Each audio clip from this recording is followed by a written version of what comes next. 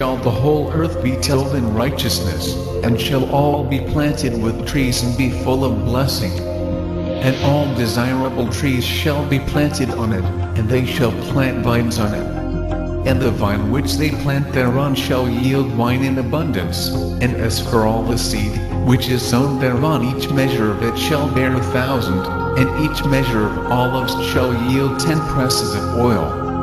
And cleanse thou the earth from all oppression, and from all unrighteousness, and from all sin, and from all godlessness. And all the uncleanness that is wrought upon the earth destroy from off the earth. And all the children of men shall become righteous, and all nations shall offer adoration and shall praise me, and all shall worship me. And the earth shall be cleansed from all defilement, and from all sin, and from all punishment, and from all torment, and I will never again send them upon it, from generation to generation and forever. Chapter 11. And in those days I will open the store chambers of blessing which are in the heaven, so as to send them down upon the earth, over the work and labor of the children of men. And truth and peace shall be associated together throughout all the days of the world, and throughout all the generations of men. Chapter 12. Before these things Enoch was hidden, and no one of the children of men knew where he was hidden, and where he abode, and what had become of him. And his activities had to do with the watchers, and his days were with the holy ones.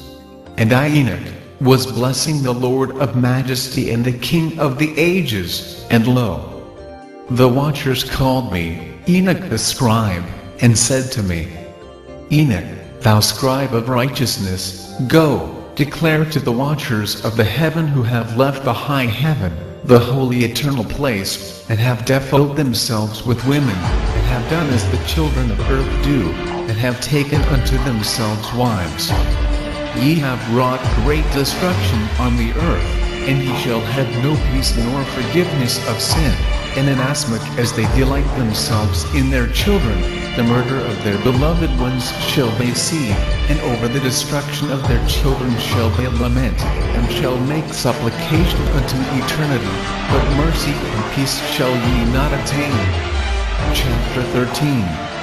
And Enoch went and said, Azazel, thou shalt have no peace, a severe sentence has gone forth against thee, to put thee in bonds, and thou shalt not have toleration, nor request granted to thee, because of the unrighteousness which thou hast taught, and because of all the works of godlessness, and unrighteousness, and sin which thou hast shown to men. Then I went and spoke to them all together, and they were all afraid, and fear and trembling seized them. And they besought me to draw up a petition for them, that they might find forgiveness, and to read their petition in the presence of the Lord of heaven. For from thenceforward they could not speak with him, nor lift up their eyes to heaven, for shame of their sins, for which they had been condemned. Then I wrote out their petition, and the prayer in regard to their spirits, and their deeds individually, and in regard to their requests, that they should have forgiveness and life.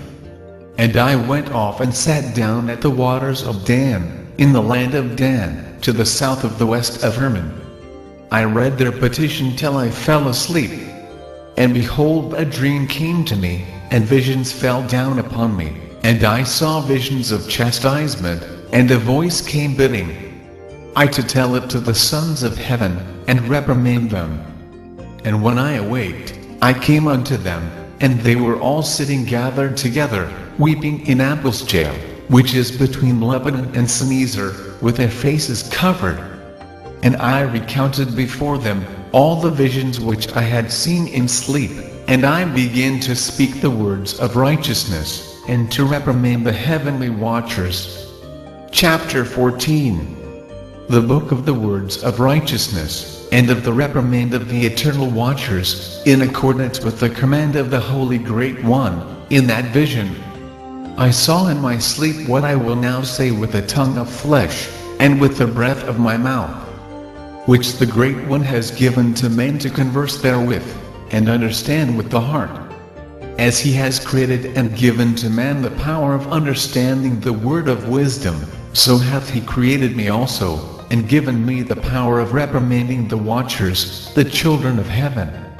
I wrote out your petition, and in my vision it appeared thus, that your petition will not be granted unto you throughout all the days of eternity, and that judgment has been finally passed upon you. Yea, your petition will not be granted unto you. And from henceforth, you shall not ascend into heaven unto all eternity, and in bonds of the earth, the decree has gone forth to bind you for all the days of the world. And that, previously you shall have seen the destruction of your beloved sons, and ye shall have no pleasure in them, but they shall fall before you by the sword. And your petition on their behalf shall not be granted, nor yet on your own. Even though you weep and pray and speak all the words contained in the writing which I have written. And the vision was shown to me thus. Behold, in the vision clouds invited me, and a mist summoned me, and the course of the stars and the lightning sped and hastened me, and the winds in the vision caused me to fly and lifted me upward, and bore me into heaven. And I went until I drew nigh to a wall which is built of crystals, and surrounded by tongues of fire. And it began to affright me.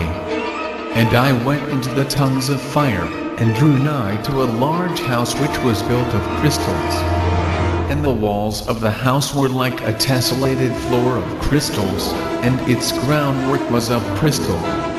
Its ceiling was like the path of the stars and the lightnings, and between them were fiery cherubim, and their heaven was clear as water. A flaming fire surrounded the walls, and its portals blazed with fire. And I entered into that house, and it was hot as fire and cold as ice. There were no delights of life therein. Fear covered me, and trembling got hold upon me. And as I quaked and trembled, I fell upon my face. And I beheld a vision, and lo, there was a second house, greater than the former, and the entire portal stood open before me, and it was built of flames of fire. And in every respect it so excelled in splendor and magnificence, an extent that I cannot describe to you its splendor, and its extent. And its floor was of fire, and above it were lightnings and the path of the stars, and its ceiling also was flaming fire. And I looked and saw therein a lofty throne. Its appearance was as crystal, and the wheels thereof as the shining sun, and there was the vision of cherubim. And from underneath the throne came streams of flaming fire, so that I could not look thereon.